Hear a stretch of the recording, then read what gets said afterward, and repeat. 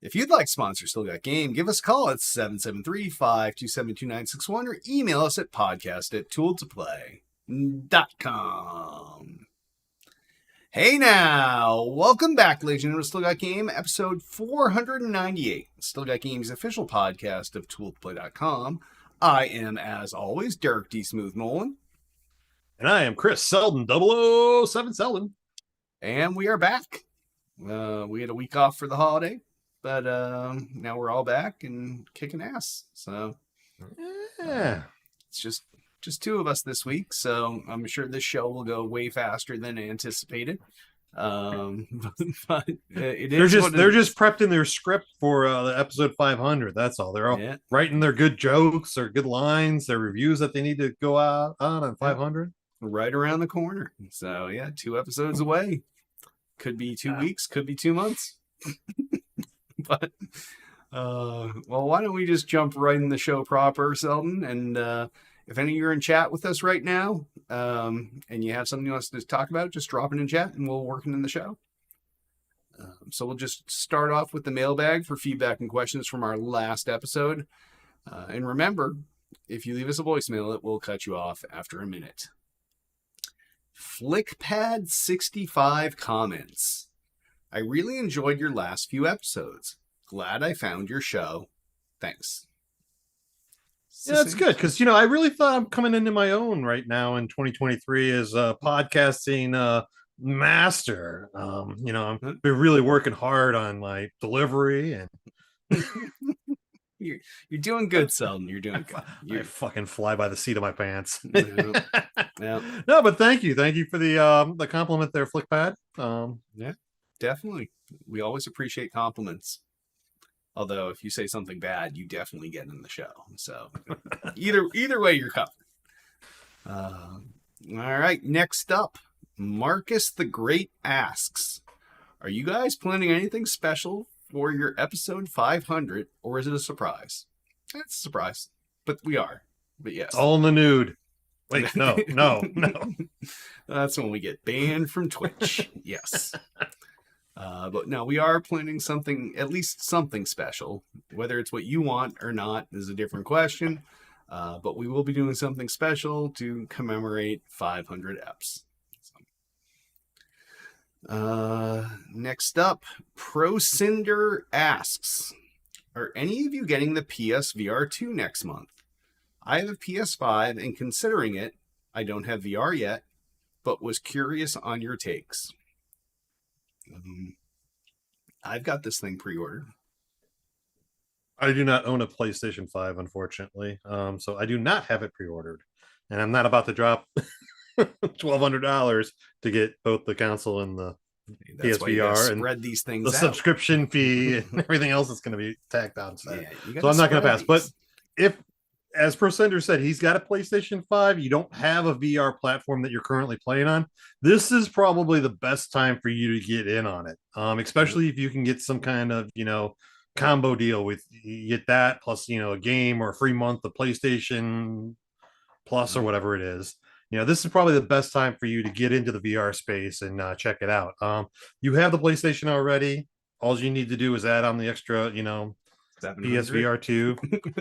Yeah, another $500. And, you're good to go. Who's counting? Yeah. No, I'm excited for it. So, ProCinder, be excited. Take a risk. Go for it. Yeah, VR is a great space, and it's some of the games that are out there are just phenomenal. I know PlayStation's probably going to have, I didn't see the release schedule. I know they said they've got a few more games coming out than they originally anticipated. Yep. But you could probably pick up Moss. Moss is a great one to introduce yourself to how to manipulate the VR space and stuff like that. It's kind of a storybook game where you control the actions around a personified mouse. He's like a little adventurer. He's got a sword and everything, and you kind of walk around the maps. You can turn the maps and stuff like that. And it's got a great story behind it too. And Moss 2, I think, is coming out or was rumored to be coming out with the release of this. So definitely check out for that title. If they have a Beat Saber or Beat Saber like game, that's going to be a great one to get your hands on. Any kind of rhythm game is going to be awesome. I know they got that pistol game coming out. What the hell's that called? Chrono Trigger? No. No. That would be a classic throwback, but yes. Yeah, but no, yeah, PlayStation should have some really top titles that come out when it releases. So definitely, this is something I would highly recommend you take advantage of. So no, absolutely. All right, and last but certainly not least, Altius asks, with all of these layoffs in the games industry since the start of the year, is this a sign that either A, the games industry is declining, or B, that maybe video game prices need to increase to over $60?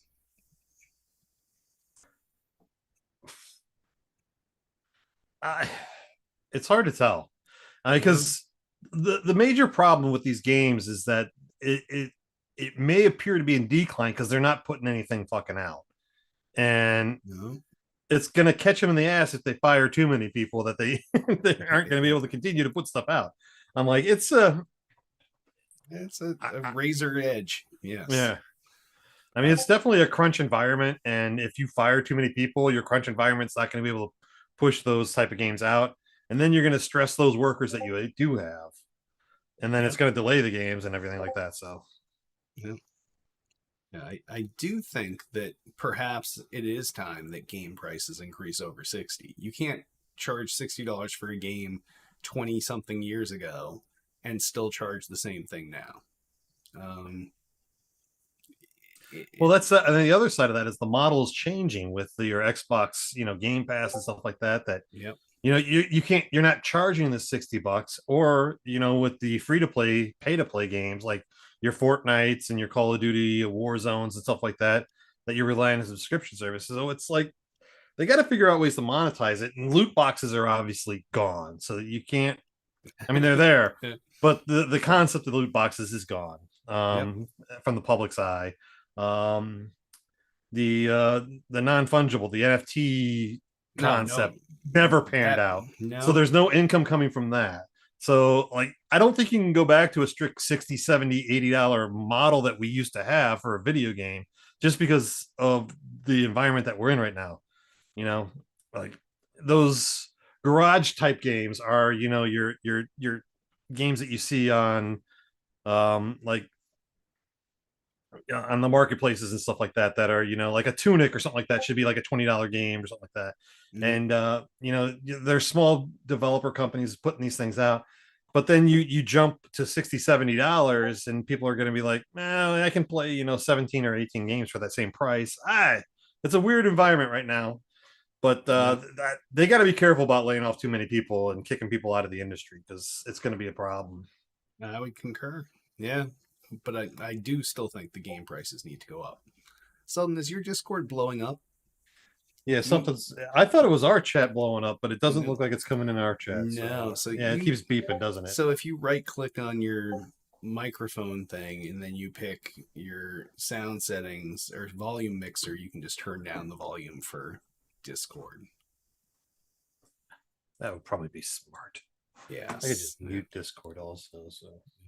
Yeah, that thing's loud and beepy, constant, nonstop. So beepy. Sorry, audience. Yes. I thought it was just people just commenting on how awesome my rant was there for a second. No, not quite. Nope. All right. There, I'm going to mute myself for a second. Go on. This means he can't figure it out, so he doesn't know what he's doing. He can't find the volume mixer in Windows 11. So, all right. Well, great question, Altius, and I think it's a little from column A and a little from column B. So we'll see where this goes, but I don't really think that the gaming industry is falling apart. So, yeah, we'll see what happens. All right. Well, that wraps up the mailbag. So if any of you have questions, comments, feedback for us, give us a call at 773-527-2961 or email us at podcast@tooltoplay.com. And on that, why don't we hop on over into what we're playing? Selden, what have you been playing? And I think he's still muted. Oh, No, my he's whole back. computer is just freezing up as I'm trying to get this shit done. Sorry about that. I don't have the outline of it. Disappeared. Oh, let me just shoot this off top of my head. I've been playing a lot of Call of Duty DMZ. As I said, I picked up at the end of the year the sale on Call of Duty, so I've been working through the campaign a little bit, playing a little bit of Shipment or whatever that is, the multiplayer. Just because it's kind of fun to just blast and kill and try and work up the battle pass. And then most of my time is spent in the DMZ. I'm loving that. I've been going in more with randoms instead of solo running it, and we've been having a blast. Me and just other people that are getting together. So it's a lot of fun. It's the game style that I like. It's as I said it before, it's like that Tarkov light. Whatever you go in with is at risk. You might not come out with it. I wish it had a little bit more Tarkovish feel to it with some of the things going on, but I think they're working towards that. So it's still in beta. So let's see what happens with it. Other than that, been playing a little bit of Fortnite because the meta for they're still trying to work out since the recent update exactly what's going on. They've nerfed the hammer a little bit. They took out the balloons, I think. So they're tweaking it, but it's kind of broken. It's still kind of broken. OP, the final circle's kind of messed. So other than that, picked up also that Lego Builders Journey game. I think you said you played it at PAX East like probably 3 years ago or something, 2 years ago. I think it was just last year. Oh, just last year. Yeah. But it's a great little puzzle game. You have to manipulate the pieces around the board. It's like a 3-dimensional platform, and you got to get the guy from point A to point B and try to figure out what pieces go where and how to move them. So it's a lot of fun. But other than that, we thought that game was a blast at PAX East. So yeah. So what made you pick it up? It was actually one of those over the Christmas break, one of the free games from EA Store? Epic Game Store. Epic Game Store? Yeah, something like that. Yeah. So nice. It was a free game. So I had just downloaded it. And then I was just going through the other day. I was like, hey, let's check this game out. And just started playing it. My kid didn't find it very interesting, but then I kicked him off the computer and I started playing. So nice. But what about you, Derek? What have you been up to? Well, I've been putting in my usual time into Vampire Survivors. That game's fucking baller. I got a whole bunch of Game of the Year awards last year from various folks in the games industry, so I'm not the only one. Played a little more Fall Guys with the kids, so that's always fun to just go in there and it's a laugh a minute. I did start because I have Game Pass Ultimate, I have 10 hours on new EA games. So I jumped into FIFA 2023 just so I could play with the Ted Lasso team. So I had Jamie Tart going around. It was so awesome. So and there's Ted Lasso on the sidelines. So even if you don't like FIFA, it was worth playing for me. I had Roy Kent out there, and he's Roy Kent too. It's such a good time. I will say that my son and I, we did download that. We played our full 10 hours of that. He's a big soccer kid. He loves soccer, so he loved playing it. And then he went from the button mashing, just slide tackling every time, to he actually started to develop some of the passing skills and stuff like that towards the end of our 10 hours. And he keeps asking me to buy the full game, but I haven't dropped it yet. So nice. Yeah, I haven't bought it yet either, but I'm sure I'm gonna miss Jamie Tart and Roy Kent, and I might end up picking it up, even though I hate soccer. So yes. Then I did see a couple Game Pass games that I tried out. I tried out Teenage Mutant Ninja Turtles: Shredder's Revenge. That was just like the classic button masher. Like, there's no thinking to that game at all, but it's fun and mindless, and you have a Teenage Mutant Ninja Turtle, and you can party up with people. So that was good, like, reminiscent game. And then the last thing I played this week was Proteus, which is like a throwback first-person shooter to Doom, but with some kind of nuances and new takes on it.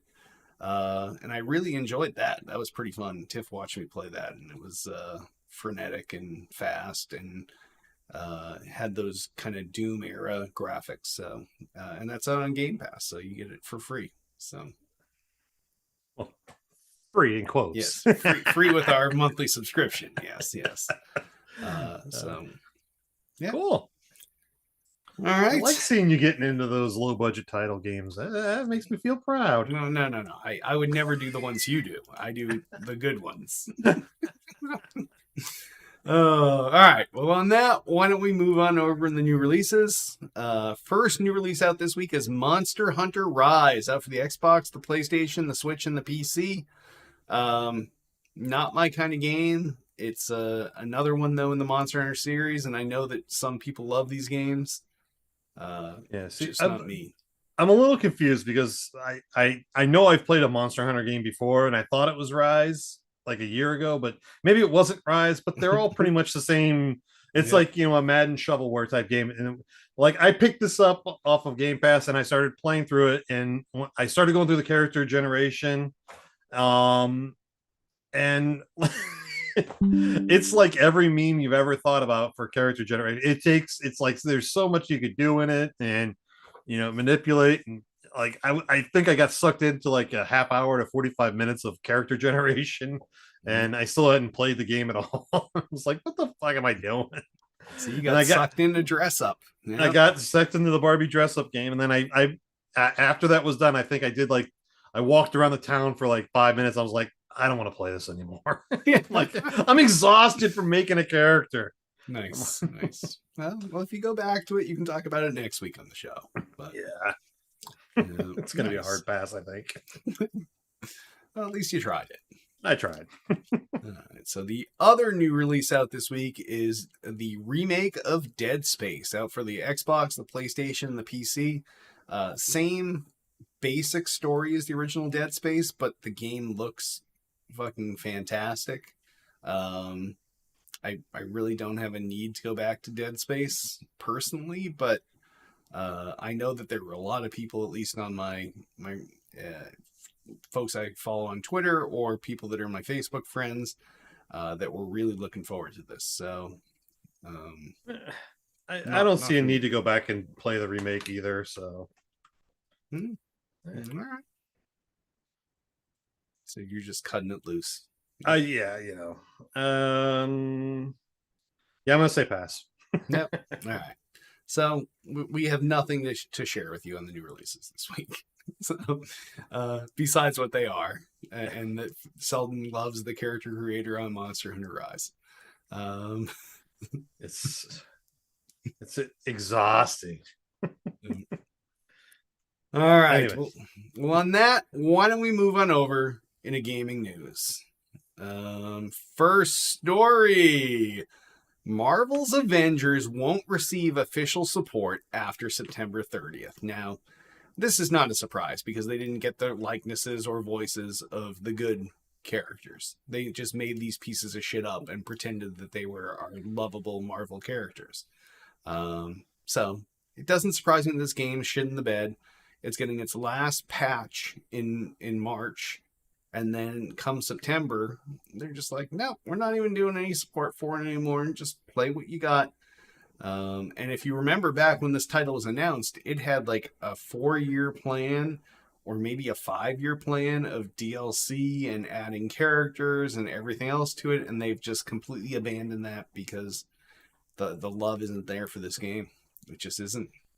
But is it that, or is it superhero burnout? I'm like, are people just tired of the superhero genre? Superheroes? Well, yeah, but we're nerds, so we love it anyways. But I'm like, the general populace, I'm like... The general populace made a change. Like, when we were kids, the stuff we like wasn't popular. It was the nerd shit that was not cool. And then pop culture switched over to being comic book culture, and it's completely changed the world. Like, you couldn't tell someone 25 years ago that like there would be like 3 major Marvel movies a year and this, and no one would believe you. But now the majority of the population has cut over to being this comic book fucking loving society. So yeah, but pop culture is fickle. It changes. It spins on a dime. Superheroes could be on their way out with them. No. We could be our separatist nerd culture again without having them interrupt us. No. Then we're not going to get all the cool movies. So we definitely don't want that to happen. But Yeah, no, I don't know where the things are going, but this game in particular, I think it really didn't appeal to people that don't read the comics and only know the Marvel heroes from the movies because they didn't look like them, they didn't sound like them, and this game just couldn't live up. That's my opinion. It's yeah, like the voices, the voice acting is one big thing that they took a hit on early on. And yeah, I just don't think it was the right kind of game that had the legs to last a long time anyways. I mean, they were going to try to do it, but I don't think it ever pulled in even a small dedicated group to No, I know they had like at least one or two expansion characters, but I am like in a parallel universe. I would be curious to see how this game would have done if they shelled out for likenesses and voices. I just I don't think it would be dying this quick. And there's no way to know, but yeah, wasn't it also they had exclusivity to certain characters on PlayStation platforms? Yeah, so I'm like you can't do that if you're gonna have a game that's gonna have legs. I'm like, that was one of the things that really hurt the Destiny series too, is because they were given, you know, priority to certain raids and stuff like that, and mini raids to the PlayStation community, when the PC community and the Xbox community was out there wanting it too, and it just, I think that helped kill that as well, right? You know, restricted it behind the paywall of having a certain console on it. So not even a paywall, a clock wall. Yeah. But yeah, so rip Marvel's Avengers. All right, next story. Going back with what I said earlier, Sony unveils additional titles to release in 2023 for its PlayStation VR2 console. The new VR headspace on the PlayStation platform is coming, and just to run down some of the titles that looks like will launch this year. Let's see. Pavlov VR is going to be probably pretty good. Puzzle Place, I don't know what that is, but it sounds like it'd be interesting, especially for those that are just entering the VR space that don't want to be run gun and getting motion sick. Any kind of puzzle platform game. NFL Pro Air, for all the PlayStation guys. Tetris Effect could be good. Creed Rise to Glory Championship Edition, is that Apollo Creed? Is that a boxing game, you think? Yeah, that's from the Creed movies. Yeah, that'd be pretty good. I do see Moss is located here in the launch window, what I was talking about earlier. Yeah, it looks like there's a whole bunch of games coming out with it, so I'm all these are in addition to the other 30 that they had already announced. So from that, if you think back, there was Gran Turismo 7 is a launch title. Kayak VR, Pavlov VR. Let's see here. Let me take a quick look. Cities VR could be kind of interesting. The City series, which is a great Sim City type of game. So yeah, some of these games are phenomenal. And then, they originally had, let's see, I'm just looking at this launch with the lineup. GT7, Jurassic World, Light Brigade, Moss, like you mentioned, Moss Book 2. So they do have both Star Wars games. So yeah, the Darth Vader series on the VR platform is always pretty good. Star Wars lends to the VR environment very well. So Moss 2 is on there. There's a ton of titles coming at launch, and of course the Horizon whatever VR Zero Dawn game.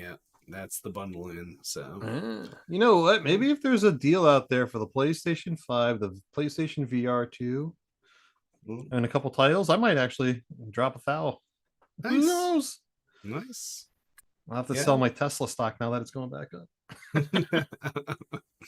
So I'm excited about that. So, and that's February 22nd. It'll be in the Nolan household. So start giving some firsthand opinions. Nice. Yep. All right. Next story. 343 Industries will no longer make Halo games. but will oversee outside development. So this is actually somewhat related to another story. I'd hate to shrink the show, but we should probably connect the two. Yes. That Microsoft is laying off over 10,000 employees from their overall workforce. And where this connects with us is that there was a big portion of 343 and some Bethesda layoffs from the internal studios. But the ultimate outcome of this is that obviously Microsoft didn't feel what 343 was doing was correct. And along with everybody else. Yeah. So there's going to be some offloading of Halo development elsewhere.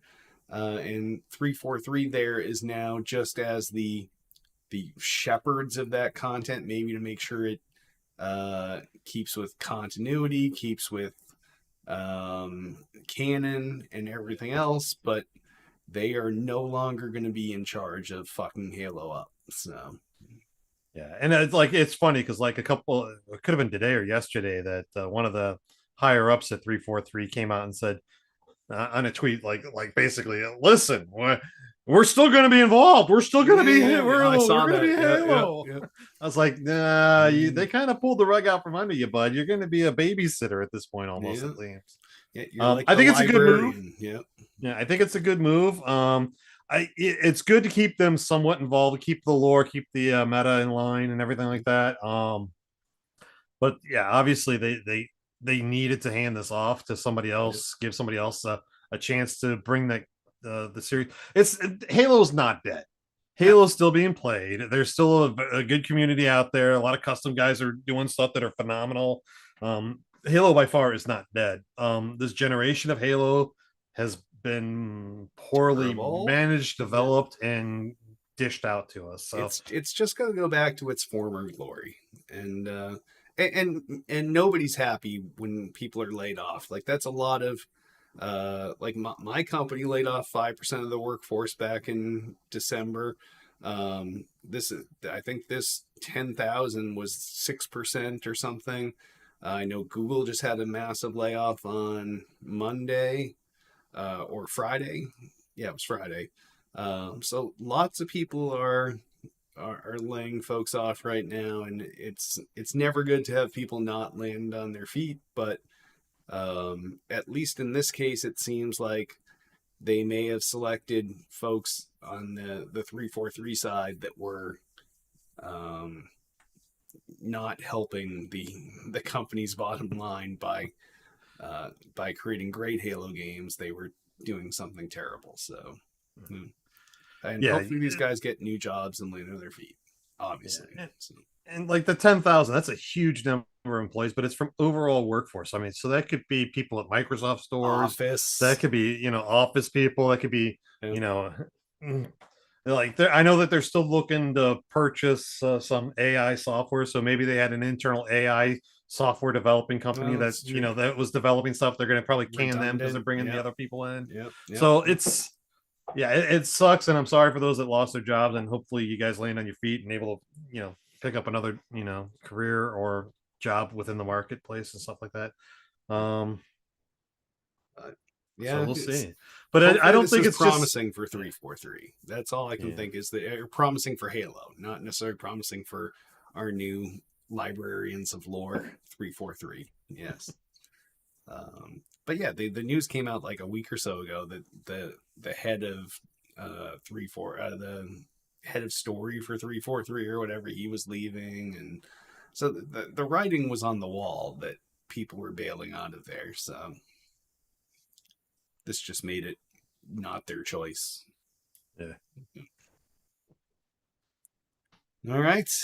Next story. All right. And a switch of pace of where Nintendo was going. Nintendo was slowly phasing out, it seemed like, the Switches.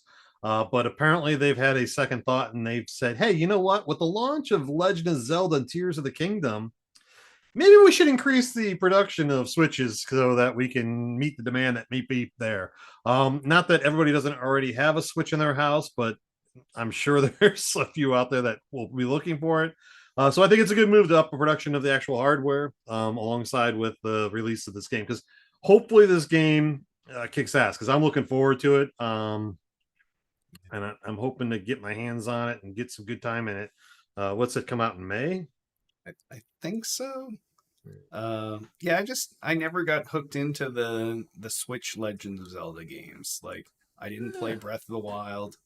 I was annoyed by the size, the open worldness of it, the open worldness of it. Yes, yeah. I loved it. I loved it. So I mean, I played the hell out of that game. I know Hit. I know plenty of. I wish Hit was 100 here. plus hours. Yeah, yeah. Hit played a lot of that game too. So yeah, just it's not for me. But obviously they feel like this is going to be a console seller, and ramping up hardware production to deal with software is a pretty confident move on their part. So yeah, because Nintendo's thing is always they don't want to have warehouses of things sitting around, so they're always trying to scope their forecast for how many they're going to sell, and they would rather not have enough than have too many. And in this case, when they're ramping up, this is a risk move, but obviously they feel pretty confident in the title. So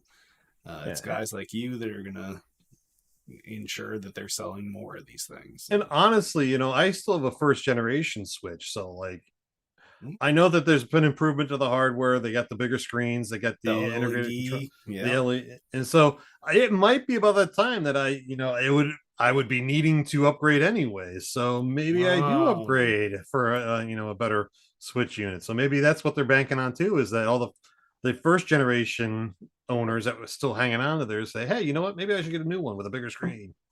Well, not for me. No. But yeah, no, I'm definitely not upgrading mine, to say the least. So yes. Yeah, what are they? They're still the best selling console in US overall unit sales as of September 30th, 2022, with over 114 million Switch consoles being sold worldwide. They really crushed the competition console sales. That's impressive. Yeah. So and if they can expect even more on this thing, it's going to be huge for them. So. Oh, absolutely. So. But according to the Federal Trade Commission, Nintendo is not a competitor in the video game industry. Well, that's just how the FTC works when they're trying to shove it up Microsoft's ass. Yeah. All right. Next story. Stadia is officially dead. How could you take this story from me? Because you didn't want it. You didn't want this to happen. But Stadia a few days ago was finally shut down. People that got fucked out of, people that played Destiny on there, at least like Nvidia was trying to give them GeForce Now for a month to get them back. And they did finally, on the day of the death of the Stadia, they unlocked the Bluetooth on the Stadia controller. So at least those people can then use that controller on something else. But good for them. But this was a long time coming. For those of us that were not Androidiots, we saw this long before even the release of Stadia. It was evident that it was going to be a massive failure. That's why we never even pre-ordered it and then canceled it, because we just knew. But wow, that was a shot. Oh wait! Did you pre-order then cancel it? What? I did have it pre-ordered and I did cancel it on clock ticking down from 5, I think. So. Oh yes. So we all saw this coming, and good riddance, Stadia. Yeah. Fuck yourself. It was never going to be a long-term thing, obviously. It was a failed experiment on their part, but I think it did open doors for the cloud-based gaming. They became more mainstream, so I think they accomplished something, not what they wanted, and they didn't make nearly what they needed out of it to keep it alive. So definitely. As with Google, they'll close things down at a moment's notice without any rhyme, reason, or justice. Nope. All right. But it did make it 3 years. Hey! I don't know if that's technically 3 years. There was some pandemic-y years in there where, like, was it really a year or was it really just phoning it in? So they had to wait until January to claim 3 years. all right. Last story. All right, last story. Here we go. Sea of Thieves mid-season update means you can now own a pet rock. Wow, sick. So interesting. I haven't been back to Sea of Thieves in a while. I would love to hear Hit's opinion on a pet rock. Maybe Hit was really excited for it. Maybe, yeah, maybe. Like I don't.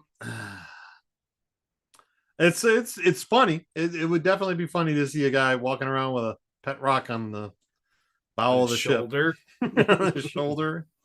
And if it has any kind of interaction, or if it just falls off and you have to go pick it up and put it back. Oh my gosh, yes, yeah, it's a weird addition to the game. But this was a mid-season update, so you had to expect it wasn't going to be something phenomenal.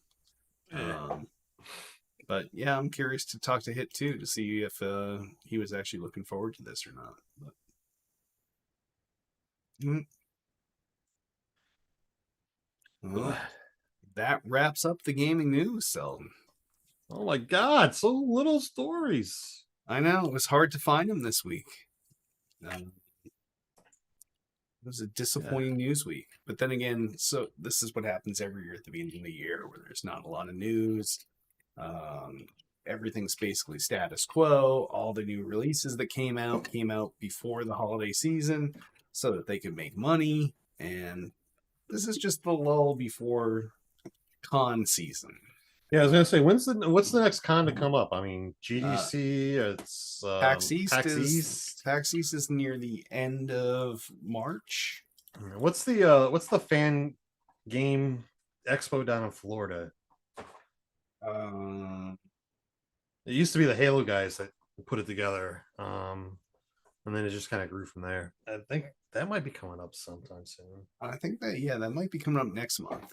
I can't remember the name of it though. And then QuakeCon's not coming up till summer. That's also when we have the return of E3. So yeah. It'll be fun.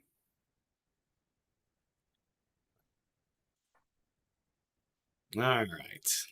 Yeah.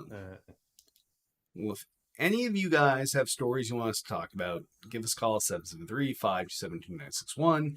Email us at podcast@tooltoplay.com. You can also comment on episodes through episodes thread on the Tool to Play homepage, and we'll work your stories in the next week's show. Sponsors, if we had them, we'd pimp them right here, but we don't, so we won't, but we're working on this. So and if any of you guys out there are looking to sponsor the show, 773-527-2961, or email us at podcast@tooltoplay.com. Twitter us up. You can find everything Tool to Play related, twitter.com/Tool to Play, everything podcast related, twitter.com/still_got_game. Facebook the fuck on us, facebook.com/Tool to Play. We also have a YouTube channel, youtube.com/Tool to Play. That's where we have all of our archive video content. It is like the ultimate DVR or on-demand service for Tool to Play content. So all the episodes of this show, all the episodes of Hits Quick Hits, all the episodes of Tiff's Immature Interviews, you name a show, from A to Z, and it's there. So youtube.com/Tool to Play. Go there and subscribe. Please rate and review the podcast in iTunes. We need some 5-star reviews. And if you got an extra 5 seconds, write something nice for us. Just give us 5 stars and put something nice. We have a Twitch channel, twitch.tv/still_got_game. This is our fledgling Twitch channel we're still trying to build up. Our former Twitch channel, Tool to Play, was partnered, but we can't multi-stream in a partner channel, so we stream here now to Still Got Game. So please go there and subscribe and follow us so that we get a bigger follower count, so that we can then try to figure out some sort of monetization system there. We have a Discord channel. That's discord.me/stillgotgame. That's discord.me/stillgotgame. That is where we all go each and every day. We're constantly interacting with our audience. We're talking with folks. We're shooting the shit. We're talking games. We have channels to talk about news stories. We have channels to talk about deals. We have feedback and questions where you can submit your questions for the show. So go join our Discord and enjoy coordinating and speaking with us each and every week. So definitely discord.me/stillgotgame. And on that, why don't we move on over into some personal things to us. Selden, anything you want to pimp this week? You can find me and all my socials on my Linktree as well at Linktree/Selden007. There you can find all my Instagrams, Facebooks, other contacts, TikTok maybe on there. I don't know. I don't put a lot on TikTok anymore, but no, other than that, I really don't have much else going on right now. Winter's set upon us, so stay warm, stay toasty, but think about giving back to the community if you have a chance to those that are less fortunate. If you have extra coats or anything like that, drop them off at the Goodwill or your charity of choice and help the less fortunate out. Nice. Well, I too have all my socials on Linktree at linktr.ee/Derek Nolan. Not only are all my socials there, but all of the ones I previously mentioned for Tool to Play and for this show are also on there. So check out Linktree/Derek Nolan, and you can follow or catch up with any one of these things. And like Selden said, we're pretty fortunate folks. We have heat, we have homes, but not everybody does. So throw some shekels out to support your less fortunate.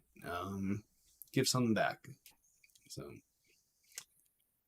I guess I want to remind you all, you can join us each and every Monday night live at 8 p.m. Eastern, 5 p.m. Pacific at youtube.com/tool2play, facebook.com/tool2play, and twitch.tv/still_got_game.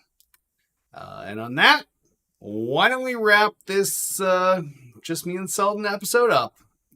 I am Derek D. Smooth Nolan. I am Chris Selden007 Selden. 2 episodes away from 500.